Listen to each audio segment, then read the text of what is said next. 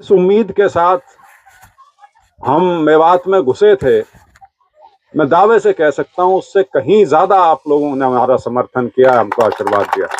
हालांकि मेरे पिताजी तो पहले से कहा करते कि तू देखियो, जब मेवात जाएगा तब तेरे को पता लगेगा लोगों का प्यार क्या होता है। तो क्षणों के लिए ये लगा कि ये राजनीतिक मंच है या अफसरों की जमात है।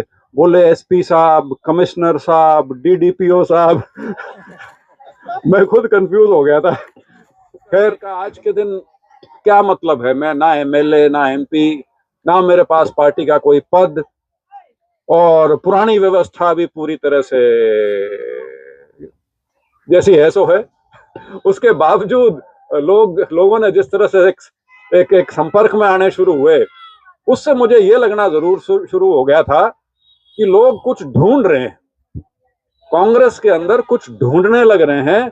और उस ढूंढ का ही शायद नतीजा है कि जब हमारी यात्रा शुरू हुई तो बहुत से लोगों ने इसके बारे में बहुत कुछ कहा। हालांकि मुझे तो हैरानी इस बात की होती कि सद्भाव के बारे में कोई बुरा कैसे बोल सकता है। और एमएलए रहे शाहिदा खान जी,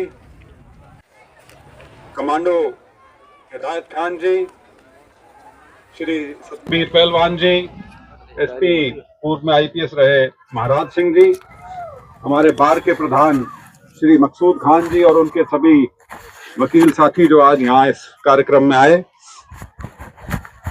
वीडियो लियाकत अली साहब जी, श्री नईम इकबाल जी और शहीद भाई जी जिन्होंने आज का ये कार्यक्रम का बीड़ा उठाया, इसका आयोजन किया, आपका बहुत बहुत धन्यवाद।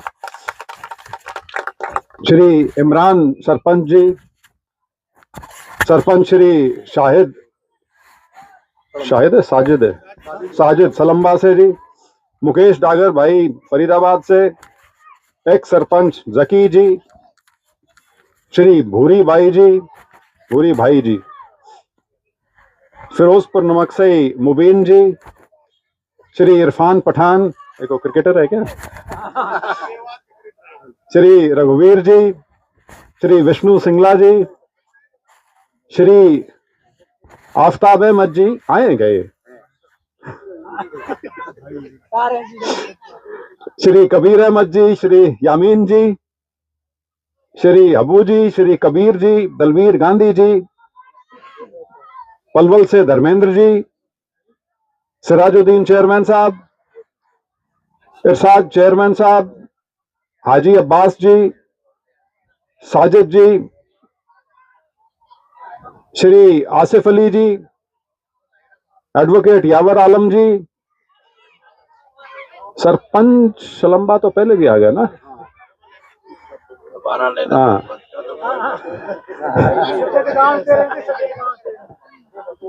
कोई, हाँ, जय भगवान तंवर जी का खास तौर पे बाबू जी बोलते हैं हम तो उनको वैसे और कोई तो नहीं रह गया। उपस्थित सभी मेरे कांग्रेस के नेतागण, सभी कार्यकर्ता साथियों, ले दिया कोई बात ना। उन्होंने मेरे को 2-3 बार डीडीपीओ कहा था, लेकिन पर्ची में वीडियो लिख दिया, पता नहीं, मेरे को कारण नहीं पता। ये आम तौर पे रिटायरमेंट के बाद एक पद ऊपर चढ़ाते हैं आदमी को, इनको एक पद नीचे कर दिया। और जब वो पीछे जब यहाँ पे संबोधित कर रहे थे तो मेरे को कुछ क्षणों के लिए ये लगा कि ये राजनीतिक मंच है या अफसरों की जमात है। बोले एसपी साहब, कमिश्नर साहब, डीडीपीओ साहब मैं खुद कंफ्यूज हो गया था। खैर, फिरोजपुर नमक में आज यहाँ हमारी यात्रा पहुंची है। मैं सभी ग्रामवासियों को, बड़े बुजुर्गों को, नौजवान साथियों को, माताओं बहनों को बहुत धन्यवाद करना चाहूंगा कि आपने हमारी यात्रा के मान सम्मान में इस आयोजन को किया और साथ साथ सारी खाने की व्यवस्था की। उसके लिए मैं सभी मेरे जितने भी यात्री साथी हैं उनकी ओर से आपका धन्यवाद करता हूं। बाकी हमको लेट का कोई चक्कर नहीं है, हम मान के चलते हैं आपकी खाना जो है वो 3:30-4 बजे ही होगा। तो और खास तौर पे जब से नू हल्के में आज प्रवेश हुआ है और जिस प्रकार से निरंतर लोगों का प्यार यहाँ पे मिला है, मिला क्या, उमड़ उमड़ के आया है। मैं क्या बोल रहा हूँ? अच्छा पीछे आज नू में हमारी यात्रा का आना हुआ और 31वां हल्का ये इस यात्रा का है और हमें 2.5 महीने से ज्यादा इस यात्रा में हो गए। 5 अक्टूबर से शुरू की थी ये, नरवाना में दनौदा गांव है वहां से, और अब 31वां हल्का आज नू का है। और जिस उम्मीद के साथ हम मेवात में घुसे थे, मैं दावे से कह सकता हूं उससे कहीं ज्यादा आप लोगों ने हमारा समर्थन किया, हमको आशीर्वाद दिया। हालांकि मेरे पिताजी तो पहले से कहा करते कि तू देखियो, जब मेवात जाएगा तब तेरे को पता लगेगा लोगों का प्यार क्या होता है। तो और एक और चीज मैं आपसे साझा करना चाहूंगा कि यात्रा तो ये अभी भी चल रहा है ना, कि यात्रा तो 2.5 महीने पहले शुरू हुई है, लेकिन उससे 2-2.5 महीने पहले से सबसे ज्यादा लोग जो संपर्क में आए वो इस मेवात के इलाके के आए, और खास तौर पे युवा साथी बहुत संपर्क में आए। उसमें वकील भी थे, उसमें युवा नेता भी थे, बहुत से ऐसे लोग थे जो महत्वाकांक्षा रखते हैं जीवन में, राजनीतिक जीवन में आगे बढ़ने की। और मैं मन में कई बार ये सोचता था कि मुझसे संपर्क करने का आज के दिन क्या मतलब है। मैं ना एमएलए, ना एमपी, ना मेरे पास पार्टी का कोई पद, और पुरानी व्यवस्था भी पूरी तरह से जैसी है सो है। उसके बावजूद लोगों ने जिस तरह से एक संपर्क में आने शुरू हुए, उससे मुझे ये लगना जरूर शुरू हो गया था कि लोग कुछ ढूंढ रहे हैं, कांग्रेस के अंदर कुछ ढूंढने लग रहे हैं।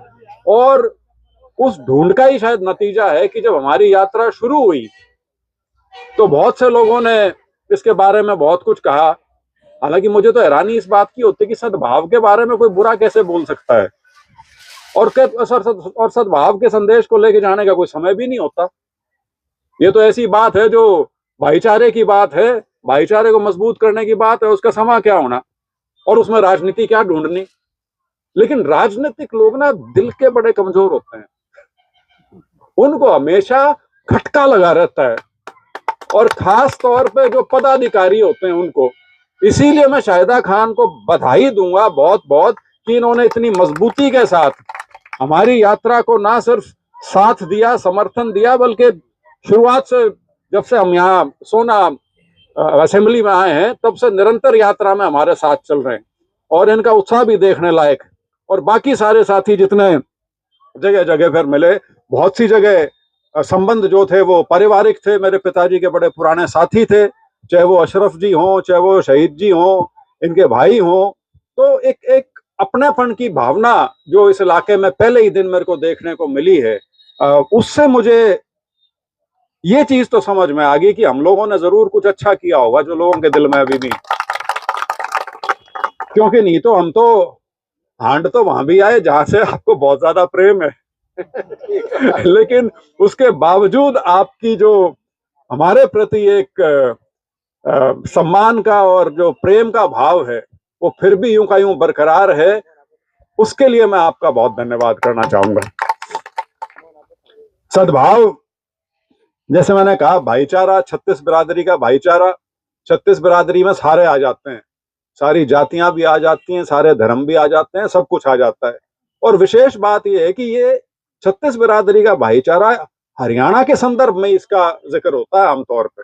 हालांकि ग्रामीण इलाकों की संरचना तो उत्तरी भारत में करीब करीब एक जैसी है, लेकिन ये जो शब्द है 36 बिरादरी, ये यही इस्तेमाल होता है। लेकिन लोग इसके अंदर कमी आ सके, इसको तार तार किया जा सके, इसकी कोशिश निरंतर करते रहते हैं। राजनीतिक मत आदमी का कुछ भी हो सकता है, लोग वोट किसी को भी दे सकते हैं, आप किसी भी विचारधारा से सहमति रख सकते हैं, कोई भी नेता आपको पसंद हो सकता है, नापसंद हो सकता है। लेकिन यदि कोई राजनीतिक दल या राजनीतिक व्यक्ति अगर वो समाज को बांट के वोट इकट्ठी करने की अपनी जुगत लड़ा रहा है, तो उससे सावधान रहने की जरूरत है। क्योंकि बहुत बार ये होता है कि हम जो बड़ी लड़ाई होती है या जो बड़ा दुश्मन होता है, जब मौके की बात आती है तो हम उसको भूल जाते हैं और अपनी छोटी लड़ाई जो है उसमें पड़ के अपना काम खराब कर लेते हैं, जो कि हमने शायद पिछले चुनाव में काफी बखूबी किया हरियाणा में। वोट चोरी हुई है वो एक अलग तथ्य है, लेकिन इसमें भी कोई शक नहीं है कि बहुत बिगाड़ हमारा खुद का किया हुआ था। लोगों की तो पूरी मंशा थी, लोगों का तो पूरा समर्थन था, लोगों का तो हुजूम लगा हुआ था कांग्रेस पार्टी को जिताने के लिए, लेकिन हम नेताओं में कहीं ना कहीं कमी रहेगी, जिस वजह से एक ऐसी चीज जो थाली पे परोस के लोग देने लग रहे थे वो भी हम नहीं ले पाए। लेकिन खुशी की बात यह है कि अब 1 साल बाद, 1 साल से ज्यादा हो गया, हम भी इस यात्रा के माध्यम से निकले, क्योंकि लोग ये कहना शुरू हो गए थे कि भाई ऐसा लगता है कि विपक्ष ने तो पूरा मैदान ही छोड़ दिया, इलेक्शन हार गए, इसका ये मतलब थोड़ी है कि बिल्कुल ही घर में बैठ जाओ अब जाके। तो उस समय में हमने ये फैसला लिया था कि लोगों के बीच में जाएं और किस तरह से जाएं। अनेकों सुझाव थे कि पब्लिक मीटिंग करते हैं, वर्कर्स मीटिंग करते हैं, जो शादी ब्याह होते हैं, सुख में दुख में जाने वाली चीज तो चलती रहती है, लेकिन फिर एक विचार ये आया कि क्यों ना यात्रा निकाली जाए। और यात्रा भी ये नहीं था कि जींद जिले की या हिसार लोकसभा की, यात्रा निकालनी तो फिर पूरे हरियाणा की निकालेंगे। अब वो शुरू में कह तो दिया, लेकिन जब उस पर काम करना शुरू हुए तब थोड़ी थोड़ी पिंडी कांपनी शुरू हुई थी, ईमानदारी से बता रहा हूं। क्योंकि खास तौर पे 2-3 चीजें बहुत जरूरी हैं। एक तो आपकी सेहत ठीक रहनी चाहिए, शरीर भी इतनी लंबी दौड़ में बहुत जरूरी भूमिका एक होती है उसकी। दूसरा, जो आपके साथ लंबे चलने वाले साथी हैं उनके लिए रोज कुछ ऐसा होना चाहिए कि वो अगले दिन का इंतजार कर सकें, और वो चीज होती है जो लोगों का प्यार और समर्थन जो मिलता है, वो यदि मिल जाता है एक दिन, अगले 3 दिन ऐसे निकलते हैं बिना किसी चक्कर के, आदमी लगता है हवा में चलने लग रहा है, सड़क तो दिखती नहीं उस समय। और हमें तो, मैं कहूंगा पिछले 2.5 महीने में हर तीसरे दिन क्या रोज ही ये सिलसिला चला है। जब हम वहां आए रिवासण में, तो मेरा एक साथी, हमारे जो सोशल मीडिया के बच्चे हैं इनमें से आया, बड़ा खुशी खुशी बड़े जोश में था, कहता भाई साहब यहाँ तो उचाना से भी ज्यादा माहौल अच्छा है। मैंने कहा उचाना से ज्यादा अच्छा माहौल तो कई जगह आ लिया। मैंने कहा यहाँ कुछ ज्यादा ही अच्छा है। तो ये, इस चीज से हमें इस चीज का बोध तो हुआ, इस चीज की तसल्ली तो हुई कि जो हम संदेश लेके निकले थे वो जहां लोगों में हम पहुंचाना चाह रहे थे वहां वो पहुंच रहा है। और जो समय हमने चुना वो भी अब लगने लग गया कि बिल्कुल सही समय है, क्योंकि इस चीज के साथ, इस संदेश के साथ यदि आप इलेक्शन के साल में जाओ तो लोग आपके अंदर मतलब ढूंढना शुरू कर देते हैं कि अपने स्वार्थ के लिए आए हुए हैं, वोट के लिए आए हुए हैं, तो उसको उस संजीदगी से लोग नहीं लेते जो शायद अब ले रहे होंगे, क्योंकि अब उन्हें शायद लगता होगा कि हाँ ईमानदार कोशिश एक हो रही है, इस समय कोई पद नहीं है जो मिलने की बात है, कोई राजनीतिक तौर पे कोई इलेक्शन नहीं आ रहा जिसके लिए हम निकले हुए हैं। तो ये तसल्ली और ये विश्वास लोगों की वजह से ही हुआ है। और वो कहते हैं कि क्या है, मैं अकेला ही निकला था जाने बे मंजिल, लोग साथ आते गए और कारवां बनता गया। तो कारवां तो पहले दिन से शुरू हो गया था वैसे तो, लेकिन कारवां की असली शक्ल क्या होती है वो आज देखने को हमको मिल गई, और ये आगे आगे मुझे विश्वास है कि और मजबूत होता चला जाएगा।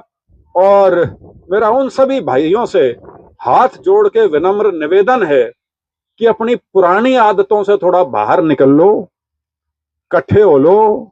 समाज में सद्भाव तभी बनेगा जब कांग्रेस सारी एकजुट होकर इस चीज का मुकाबला करेगी, नहीं तो ये बीजेपी बहुत गहरी पार्टी है, इसको आप साधारण राजनीतिक दल मत सोच लेना।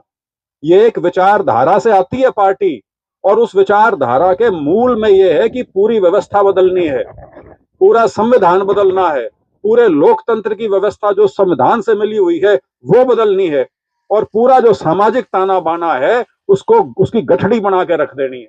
तो ये चीजें हमको ध्यान में रखनी पड़ेंगी, इसी चीज को लेकर हम चले हैं। लेकिन जैसे मैंने कहा, इस विभाजनकारी सोच का मुकाबला सिर्फ और सिर्फ कांग्रेस पार्टी कर सकती है, और हमारी यात्रा के माध्यम से हम पार्टी को वो मजबूती प्रदान करने में अपनी भूमिका निभाने का एक प्रयास कर रहे हैं। यदि हम सारे इकट्ठे होकर चलेंगे तो जलवा कुछ और ही होगा, और मुझे पूरा विश्वास है कि वो समय भी आ जाएगा जब हम सारे इकट्ठे भी हो जाएंगे। और इन्हीं शब्दों के साथ एक बार फिरोजपुर नमट के मेरे सभी बुजुर्गों का, शाहिद जी का, सबका बहुत बहुत आभार, और इस उम्मीद के साथ कि हमारी यात्रा आगे जैसे जैसे बढ़ेगी और मजबूती मिलेगी, और मेरे यात्री साथी जो हैं सारे के सारे, इनको खुशी का अंश रोज कहीं ना कहीं मिलता रहेगा। बहुत बहुत धन्यवाद। जय हिंद।